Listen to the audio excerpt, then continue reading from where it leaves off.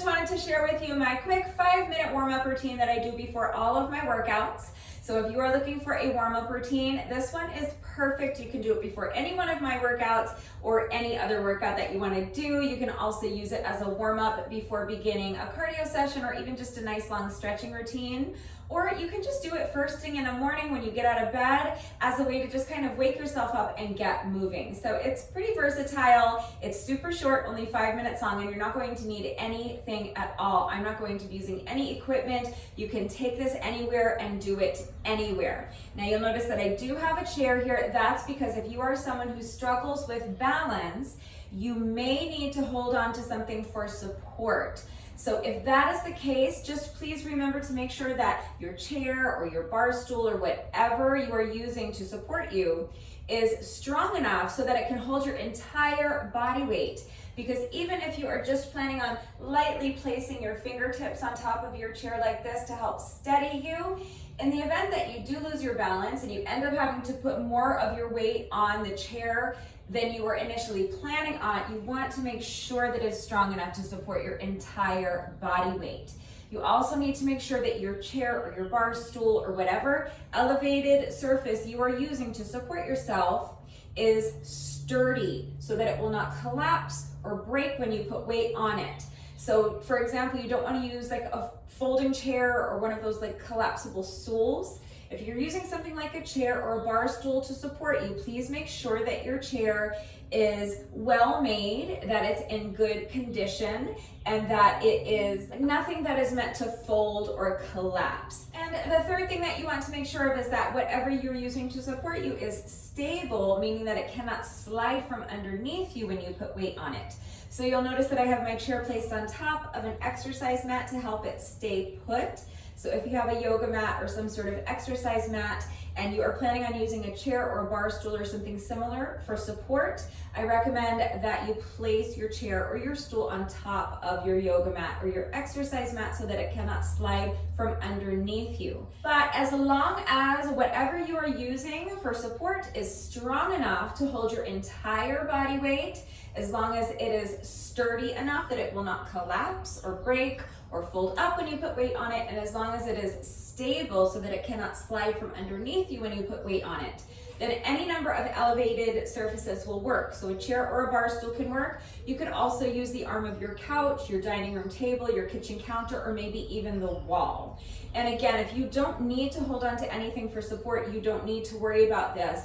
But I just want to make sure that if you struggle with your balance and you need to hold on to something for support, I want you to do so safely. So please make sure that whatever you are using to assist you is strong, sturdy, and stable enough to be used safely. So if you are someone who struggles with your balance, it might be a good idea to have something close by in case you need the assistance. But either way, it's just really important to make sure that you're taking a few minutes to warm up your muscles before beginning your workout or your stretching routine or whatever you're planning today. Warm muscles are more pliable. So by just taking about 5 minutes to warm up your muscles before jumping into your workout or your cardio session or your hike, you're really going to help reduce your risk of injury. It's going to make your workout safer and more effective. So let's go ahead and get started with this quick 5-minute warm-up. You're going to begin by just allowing your head to fall towards one shoulder. Place your hand on top of your head and just rest your hand on top of your head. You're not actively pulling your ear down towards your shoulder. Your arm is completely relaxed and you're just allowing gravity to do all the work of gently stretching the other side of your neck. And we're going to switch sides. So just allow your head to fall towards the opposite shoulder. Place your hand on top of your head and just rest it there. Your arm is completely relaxed and your shoulders are relaxed. So make sure your shoulders are not creeping up like this. You want your shoulders away from your ears. And next we're going to do some head rolls. So you're going to just allow your chin to fall towards your chest and then to the opposite shoulder and back. And with each roll, you're just going to start feeling your head get heavier and heavier. Your arms are nice and loose like a rag doll, and you're just allowing your entire torso to just fall down in front of you. Now we're going to do some shoulder rolls. So just roll the shoulders back really, really big circles. Exaggerate that movement.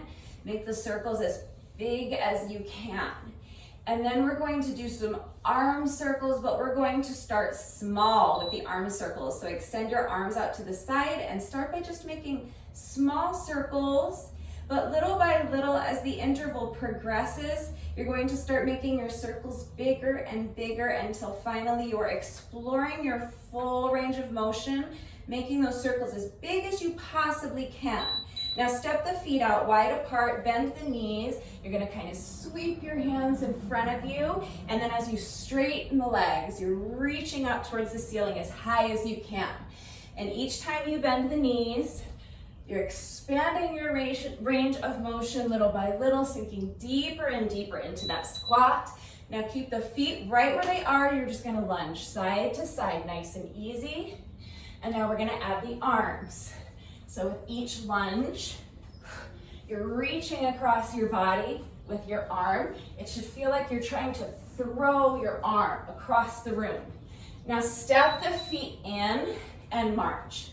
Starting with the knees low, but little by little you're going to start driving your knees up, higher and higher towards your chest, until finally you're driving your knees up as high as you can towards your chest.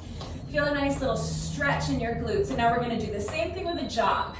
So nice light jog, starting with the knees low, but little by little, as the interval progresses, you're going to start driving your knees up, higher and higher towards your chest, until finally you're driving your knees up as high as you can.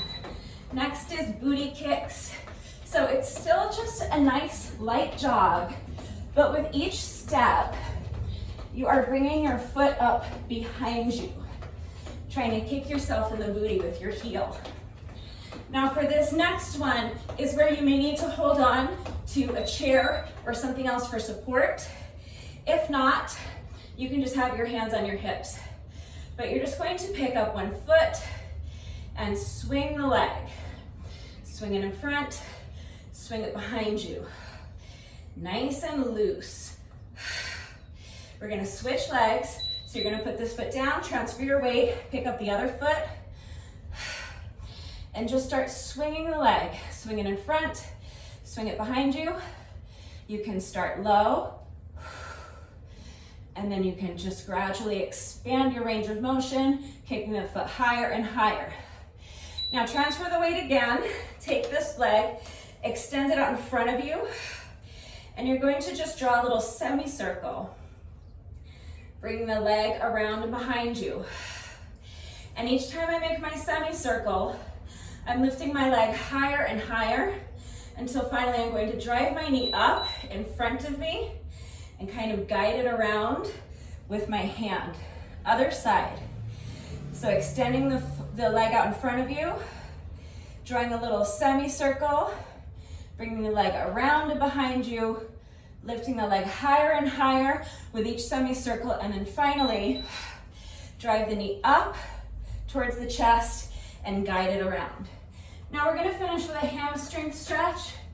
So for this, it might also help to hold on to a chair. You don't need to use the chair if you don't want to. You can have your hands flat on the ground or the floor in front of you. But the reason I'm showing you this with the chair is because if you lack flexibility in the backs of your legs, if you have really tight hamstrings, using the chair to assist you is going to make it a lot easier and a lot more comfortable to get into this stretch while keeping a flat back. If you allow your back to round during this stretch, it's fine. You're not going to hurt yourself, but you're going to maximize the effectiveness of the stretch if you can keep your back flat. As soon as you flatten out that back, you're going to really feel this stretch intensify in your hamstrings. You're going to help to really isolate your hamstrings, and it's going to make the stretch much more effective. We're only here for a few seconds, so really want to maximize the effectiveness of the stretch. So that was 5 minutes plus a few extra seconds of hamstring stretch. I just always like to spend a few extra seconds in that hamstring stretch because I am someone who tends to be really tight in the backs of my legs. I have tight hamstrings. So for me, I always find it beneficial to spend just a few extra seconds stretching out my hamstrings just to make sure that I am nice and warmed up, my muscles are loose, and I am ready to begin the workout. So now that you are all warmed up and you are funky as a chicken and loose as a goose and ready to begin your workout, let me take this opportunity to remind you that I have a playlist that contains all of my workouts, my free at-home workouts. I will link it right there. But I have more specialized playlists as well. So if you are looking for an equipment-free workout today, or a 5-minute workout, or a 10-minute workout, or a 30-minute workout, I have those options available for you as well. Have a great workout. Please remember to like and subscribe, and I'll see you in the next one. Bye.